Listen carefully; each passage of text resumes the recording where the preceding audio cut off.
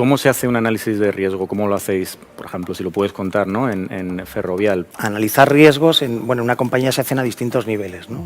Ferrovial, pues, tiene al final lo que es una dirección de riesgos, en la que al final se consolidan todos los riesgos de cada una de las líneas de negocio, de las actividades, y ahí se saca un cálculo que es el que a lo mejor, pues, como en nuestro caso, te dice cuál es el top 10 de nuestros riesgos, etcétera. Entonces hay una manera corporativa de gestionar y analizar riesgos, pero si quieres me centro en cómo lo hacemos en ciberseguridad nosotros, ¿no? Y lo primero que te diría es, pues, no reinventando la rueda, es decir, hay muchos estándares en el mercado para gestionar, analizar riesgos, para proponer marcos de control, modelos, etcétera, y bueno, pues lo que hace Ferrovial es tirar de los estándares, ¿no? Básicamente nosotros al final, cuando gestionamos el riesgo que puede tener un nuevo activo, vamos a, por ejemplo, hablar de un aeropuerto, una nueva autopista, etcétera, pues bueno, tú primero tienes que ver un poco cuáles son las amenazas que están alrededor de ese activo, ¿no? De identificarlas, las hay más genéricas, menos genéricas, algunas que por tu contexto, tu tipo de actividad te afectan solo a ti, hay otras que no. Bueno, pues tienes que tener en cuenta ese conjunto de amenazas y luego tienes que tener en cuenta qué tipo, voy a decir, de capacidades tienes tú por defecto ya desplegadas con respecto a esas amenazas, ¿no? Cuando tú tienes un determinado número de amenazas y tienes un determinado número de capacidades y tengo, voy a decir al final, un gap entre mi capacidad de controlar y la amenaza que me puede afectar, pues eso al final se establece un nivel de riesgo, ¿no? Y ese nivel de riesgo es el que te dice cómo tienes que, a través de una serie de planes de mejora o planes correctores, pues cómo tienes que avanzar para cubrir el gap que tienes entre la capacidad de control y la amenaza que tiene tu contexto, ¿no? Y es como hacemos nosotros las cosas. Otra cosa importante que tenemos las compañías es lo que se llaman umbrales y apetitos de riesgo. Es decir, cuando tú identificas gaps entre las amenazas que te pueden afectar y las medidas de control que tú tienes, pues bueno, hay gente que dirá yo quiero cubrir todo el gap, o habrá gente que dirá con cubrir el 50% me vale, o voy a aceptar el gap que hay, ¿no? Eso también es importante a la hora de gestionar riesgos. ¿Cómo se realiza ese análisis de riesgo? Y también te preguntaría si crees conveniente contratar un seguro como protección. Un seguro hoy en día es absolutamente conveniente, ¿no? O sea, yo creo que es una cosa que antiguamente en materia de ciberseguridad no teníamos las empresas, hoy en día es absolutamente imprescindible, ¿no? Hay muchos escenarios, lo está comentando Daniel, es decir, es que hoy en día si tienes la mala fortuna de estar comprometido por un ransomware, eso tiene muchísimas derivadas. Primero, la primera es volver a operar, ¿no? A lo mejor no puedes operar. Ahí puedes tener un tiempo de lucro cesante, de parada de actividades, de penalizaciones en contratos porque no cumples con niveles de servicio.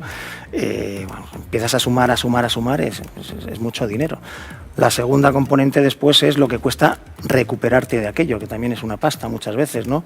Como estaba comentando Pablo, las empresas que somos complejas, con multigeografía, multinegocio, pues organizar una recuperación de algo es altamente costosa y compleja, ¿no? Si no tienes un seguro detrás, pues además del lucro cesante, de las posibles penalizaciones, pues tienes que hacerte cargo de todos los costes de recuperación. ¿Qué consecuencias puede tener, desde tu punto de vista también como director de ciberseguridad del ISMS, qué consecuencias puede haber para una compañía si sufre un ciberataque? Y también te pregunto, ¿cuáles serían los protocolos básicos que se tienen que seguir de respuesta y de recuperación? Bueno, desde el punto de vista de las consecuencias, el más claro y evidente es el económico, ¿no? Desde el punto de vista asegurador, que también manejamos datos, la industria aseguradora, pues fíjate que manejamos unos datos curiosos, ¿no? En el entorno de una pyme, en lo que los mal llamados fraude al CEO, pues pueden llegar a costar de media en torno a unos 100.000 euros, ¿no? Que puesto en el contexto del capital que maneja una pyme, pues prácticamente le puede arrinconar al cierre, ¿no? En especial ahora en el contexto económico en el que nos movemos, ¿no? Y si nos vamos a entornos empresariales, ¿no? Pues este tipo de ataques, el tipo del fraude al CEO, pues nos vamos a los 700.000, ¿no? Con lo cual ya estamos hablando de unas magnitudes que a lo mejor en una multinacional pues a lo mejor no le pueden amenazar tanto desde el punto de vista de la viabilidad, pero que sí que pueden hacer un agujero en sus cuentas importantes, ¿no?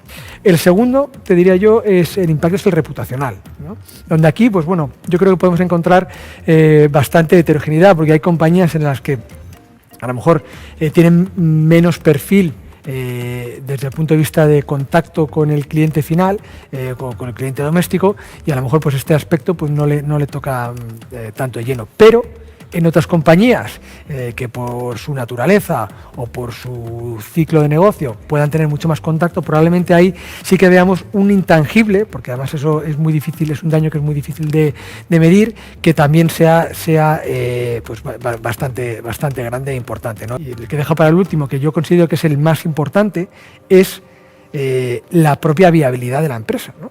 Y es que en algunos ataques, como por ejemplo el de ransomware, lo que se ve amenazado puede llegar a ser tu propio funcionamiento, ¿no? Porque al final te quedas sin sistemas, y yo no sé si a alguno de los que estamos aquí se nos ocurre alguna empresa que realmente pueda funcionar sin sistemas de información.